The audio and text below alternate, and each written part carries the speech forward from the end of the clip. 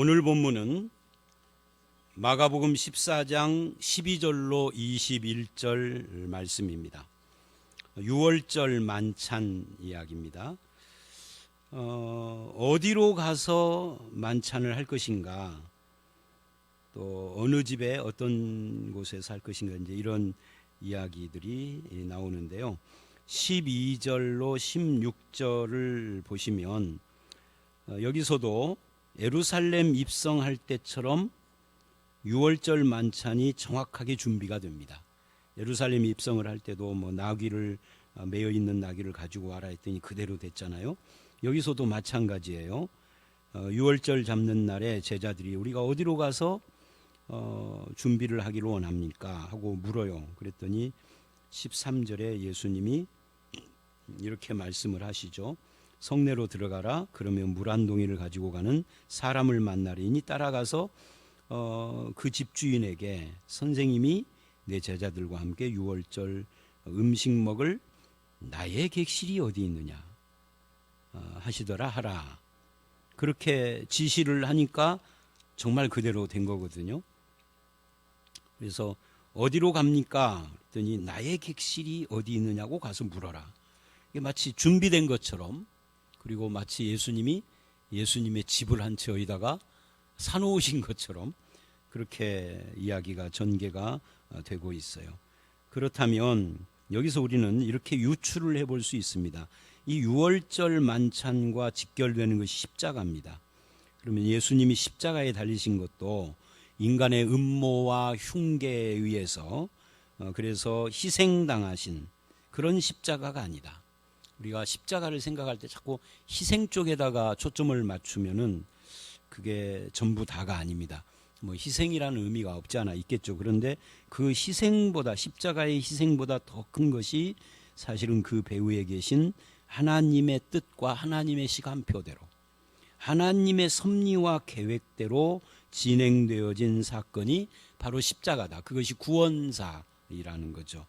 그래서 우리의 입장에서 보면은 그런 차원에서 우리의 구원도, 그게 나는 우연히 친구를 따라, 또는 저 같은 경우에는 태어나서 우리 집안이 기독교 집안이 아니었지만 우리 부모님이 둘 다 교육에 열정을 가지신 분들이라 6살에 유치원, 5살에 유치원을 보낸 거예요. 근데 유치원이 교회밖에 없었거든요.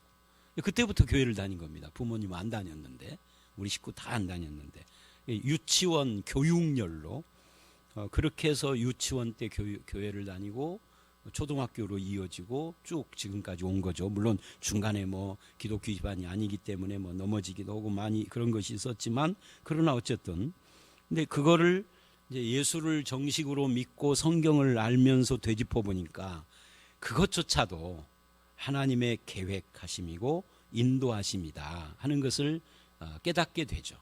오늘 본문이 그런 것을 보여주는 겁니다. 그래서 6월절이라는 것은 일종의 그림자예요. 실체는 예수 그리스도시죠. 6월절에 죽음의 사자가 넘어갑니다. 뭘 보고? 피를 보고. 이거 패스오바. 그래서 6월절, 6월이라는 것이 패스오바예요. 그런데 예수님께서도 십자가에서 피를 뿌리심으로써 죄와 사망 권세가 우리를 넘어갑니다. 이것을 우리가 구원이라고 그러고 속죄라고 하고 여러 가지로 부르죠. 그래서 마태복음 26장 26절로 29절을 보면 예수 그리스도의 피가 죄사함의 피다라고 6월절 만찬에서 말씀을 하세요. 그리고 이제 히브리서 9장 같은 데 보면은 그 피가 어디에 뿌려졌느냐 할 때 십자가에 뿌려진 것이 아니라 현실로는 십자가에 뿌려졌죠. 근데 그것이 해석적으로는 우리의 마음에, 우리의 양심에 뿌려졌다 그래요. 그래서 그렇게 해서 죄와 사망이 넘어가고 사탄과 세상의 종로로 닫은 자를 해방시키고 율법의 종에서부터 자유케 하는 그런 결과를 가지고 온 거죠. 그것은 마치 출애굽기의 6월절에서 애굽의 종로로 닫은 데서 우리를 해방시키신 것과 유사한 거다. 근데 그것을 이제 오늘 말씀 13절로 16절은 아주 디테일하게 디테일한 부분까지 말씀대로 이루어졌다라고 그렇게 설명을 하고 있는 겁니다. 그래서 6월절 준비하는 모든 과정이 마치 미리 다 약속되어 있고 미리 다 준비되어 있는 것처럼 예수님 한마디 말씀에 쫙 준비가 진행이 되는 겁니다. 장소 문제에서부터 시작을 해서 다 그렇게 되어지는 거죠. 그리고 이제 그 말씀을 듣고 16절에 제자들이 나가서 말씀대로 만나 준비를 했다. 하나님의 말씀이, 예수님의 말씀이 100% 통했다 하는 것을 보여주므로 6월절과 예수님의 십자가가 다 하나님의 말씀과 계획하심 속에서 이루어졌다라는 그런 것을 보여줍니다. 17절로 21절을 보면 이제 그렇게 해서 그날 날이 저물어서 12를 데리고 그 자리에 갔습니다. 그리고 18절 다 같이 앉아서 만찬을 먹습니다. 이게 이제 최후의 만찬, 6월절 만찬 또는 성만찬 뭐 이런 것이 되는 거죠. 그런데 이제 거기 앉아서 잡수실 때에 말씀을 하세요. 진실로 너희에게 이르노니 너희 중에 한 사람 곧 나와 함께 먹는 자가 나를 팔리라 그래요. 예수님은 자기를 팔자, 즉 가룟 유다에 대해서 예언을 하십니다. 그런데 제자들은 모두 다 근심을 해요. 19절. 그리고는 한 명씩 나는 아니죠 하고 말하기 시작을 했습니다. 근데 예수님에 대해서 파는 자가 아니라 할지라도 무지하기는 마찬가지예요. 그리고 확신도 없고요. 그런데 예수님은 아니다라고 하시면서 20절에 12 중에 하나 곧 나와 함께 그릇에 손을 넣는 자니라 라고 해요. 그러니까 12 중에 한 명이 판다는 거죠. 근데 그가 누구냐 하면 우리는 이제 가룟 유다라고 알고 있지만 제자들은 모르는 거예요. 네, 나와 함께 그릇에 손 넣는 자라고 확실하게 딱 집었어요. 이게 참 재미있는 것이 예수님과 함께 그리고 나서 손을 넣은 자가 가룟 유다거든요. 근데 제자들이 이 가룟 유다가 예수님을 판다는 생각을 전혀 못하고 좀 그런 분위기예요. 이제 마가복음은 아주 간단하게 이렇게 돼 있지만 마태나 요한복음이나 이런 데를 보면 예수님이 좀 더 디테일한 말씀을 했는데도 그들은 가룟 유다가 예수님을 파는 자다 이렇게 생각을 전혀 못합니다. 그걸 보면 좀 읽는 우리가 의아하기는 해요. 그러나 그것에 대해서 무슨 자세한 설명을 이 본문이 하지는 않습니다. 가룟 유다는 이렇게까지 예수님이 하시는데도 왜 돌이키지 않았을까? 이제 이런 궁금증도 생기죠. 나와 함께 손을 넣는 자, 근데 자기가 손 넣을 때 예수님도 함께 손을 넣었을 거 아니에요. 그러면은 움찔하고 들통났구나 이렇게 돼야 되는데 가룟 유다는 끝까지 그런 어떤 도전을 못 받고 말아요. 왜 그러는가라고 할 때 이 하나님의 뜻보다는 자기 생각, 우리가 어제 말씀에 나왔잖아요. 자기 비전, 꿈, 자기 계획, 자기 욕심 이런 것에 끌리면 가룟 유다뿐만 아니라 우리들도 그런 것에 끌리면 다른 것이 일절 안 보이는 겁니다. 그래서 악한 역할을 하면서도 그걸 악이라고 생각을 못하는 거예요. 이걸 우리는 양심에 화인 맞았다 이렇게 이야기를 하는데, 화인 맞았다 하는 말은 굳어졌다는 말이에요. 화인, 불로 도장을 찍으면은 굉장히 아프겠죠. 쓰라리고. 근데 시간이 지나면 그 자리가 굳어져 가지고 꼬집어도 안 아파요. 근데 저도 어렸을 때 그 철봉이나 엽기나 아령 같은 거 많이 오고 맨날 뭐 남자애들은 다 그 당시에 그랬어요. 그런 걸 많이 해가지고 뭐 태권도도 오고 그래가지고 이 주먹을 쥐면은 이 주먹 안쪽에 이 굳은 살이 이렇게 주먹 앞에도 굳은 살이 있고 안에 이 손바닥에도 굳은 살이 있고 지금은 다 없어졌는데 이게 40대 후반 50대 초반까지도 있었어요. 근데 여기는 이렇게 꼬집으면 안 아파요. 지금은 이상하게 어느 날 보니까 다 없어졌더라고요. 하도 이제 그런 걸 안 하니까 몇십 년을. 그런 것처럼 양심이 화인 맞았다는 것이 굳어졌다는 거죠. 그래서 예수님이 사랑할수록 더 멀어지는, 요한복음 13장 같은 데 보면은 이거하고 동일한 6월절 이야기를 하면서 끝까지 사랑하셨다 그러거든요.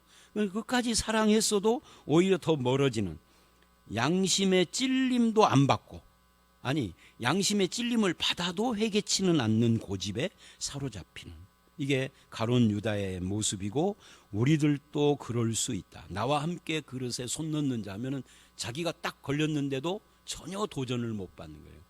이게 참 불행인 거죠. 그래서 우리도 양심이 굳어지지 않는, 양심이 굳어지지 않으려면 어떻게 해야 되느냐?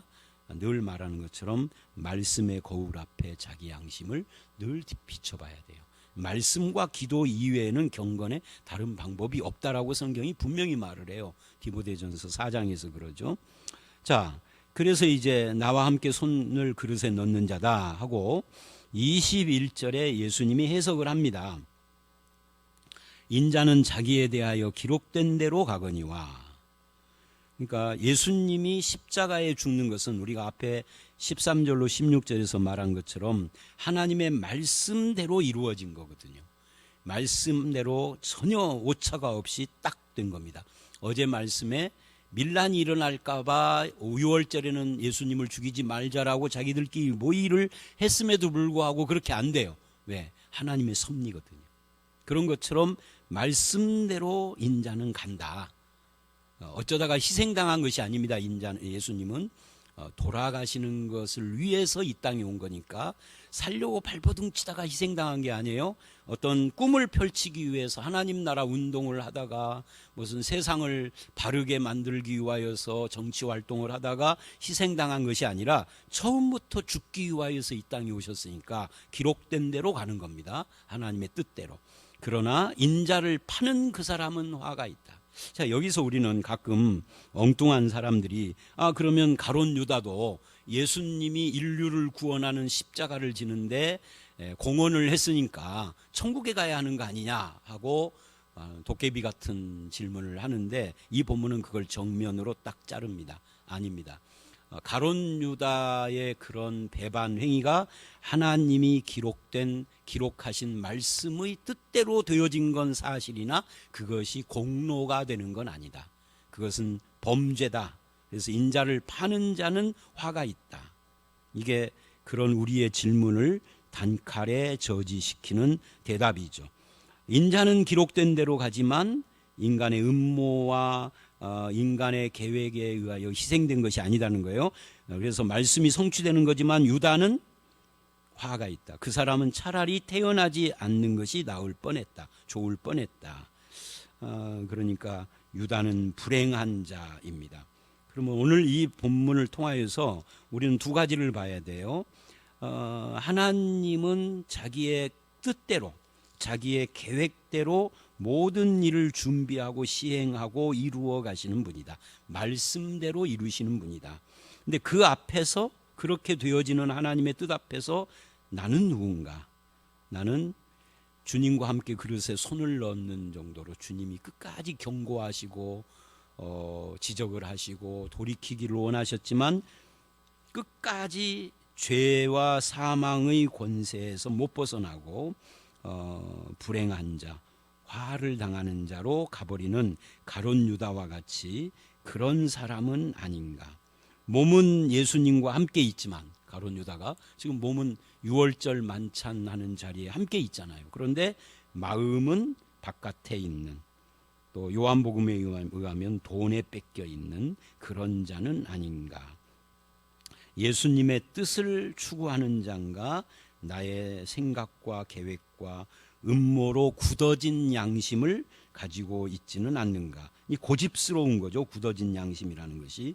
그러지 않고 말씀 앞에 부드럽고 순종하는 그런 하나님의 제자인가. 이 둘을 우리가 오늘 이 본문을 통하여서 비춰보고 나는 누군가에 대해서 확실해야 합니다. 부드러운 양심, 부드러운 마음을 가지고 말씀에 순종하는 저와 여러분들이 되시기를 주의 이름으로 축원합니다. 함께 기도하겠습니다. 하나님, 모든 만사는 우연히 일어나는 것이 아니라 하나님의 뜻과 계획 가운데 이루어지는 것이고, 특히 그 가운데서도 구원 역사는 예수님의 십자가가 됐던, 그것을 믿는 우리의 구원이 됐던 하나님의 말씀의 뜻 가운데서 이루어지는 주권적인 역사며 우리가 그 은택을 입는 자가 되었음을 오늘 이 말씀을 통하여서 다시 한번 깨닫습니다. 우리를 구원하신 하나님 정말 감사를 드립니다. 그러나 이제 그 구원하심 앞에서 예수 그리스도의 그 은혜와 사랑 앞에서 가룟 유다와 같이 양심의 화인 맞은 자들이 등장하는 것을 봅니다. 우리는 나 자신이 굳은 살이 박힌, 양심이 마비되고 화인 맞은 어리석은 멸망자는 아닌지 살펴보게 하시고 말씀 앞에 부드러운 인격과 성품을 가지고 주님께 순종하며 주의 뜻을 받들며 주님과 함께 동행하는 그런 성도로 살아가게 하여 주시옵소서.